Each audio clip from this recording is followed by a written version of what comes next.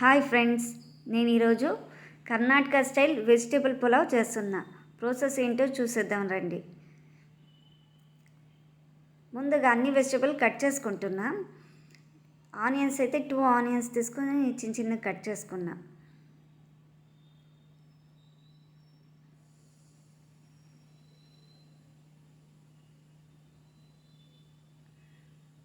Next beans carrot తీసుకున్నా.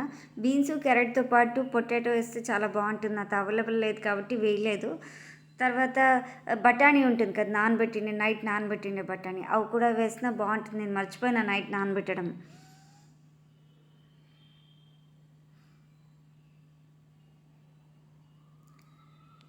Next 2 tomatoes cut చేసుకున్నా.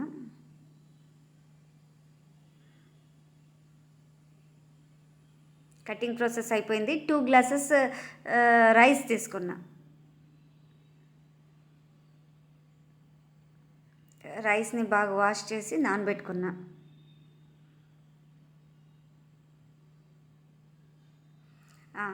Cooker, ఇప్పుడు స్టవ్ మీద కుక్కర్ పెట్టేసి 4 స్పూన్స్ ఆయిల్ వేసినాను.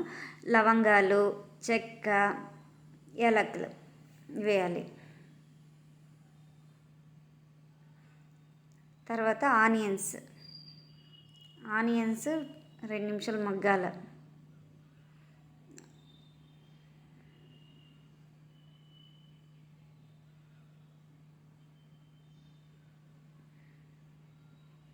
ఆనియన్స్ 2 నిమిషాలు మగ్గిన తర్వాత టొమాటో వేయాలి. టొమాటో 2 నిమిషాలు మగ్గిన తర్వాత మనం ఏవైతే వెజిటబుల్స్ తీసుకుంటామో అది వేయాలి.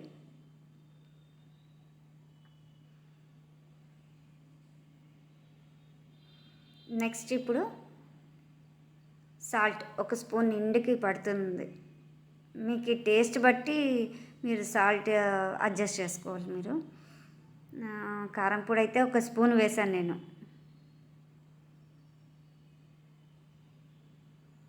కొద్ది పసుపు ఇంకా తగ్గియండి, నేను యాక్చువల్లీ ఎక్కువ వేసాను. 1/2 స్పూన్ ధనియాల పొడి వేసాను.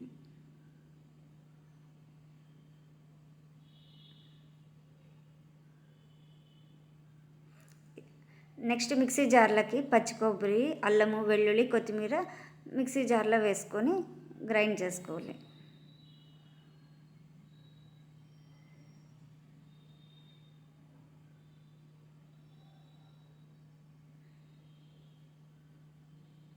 గ్రైండ్ చేసుకునే పేస్ట్ ఇప్పుడు వేగుతున్న కుక్కర్లోకి వేయాలి.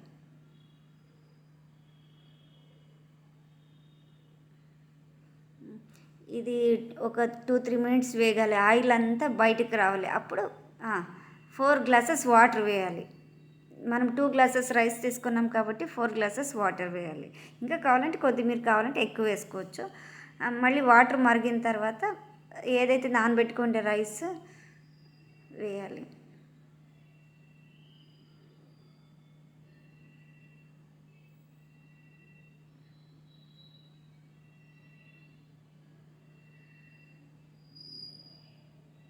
నెక్స్ట్ ఇది బాయిల్ వస్తుంది కదా, అప్పుడు కుక్కర్ క్లోజ్ చేయాలి. కుక్కర్ క్లోజ్ చేసిన తర్వాత 2 విజిల్స్ రావాలి. వచ్చి చల్లారిన తర్వాత ఓపెన్ చేశాను. చూడండి, వెజిటబుల్ పులావ్ రెడీ. అంతే, సింపుల్.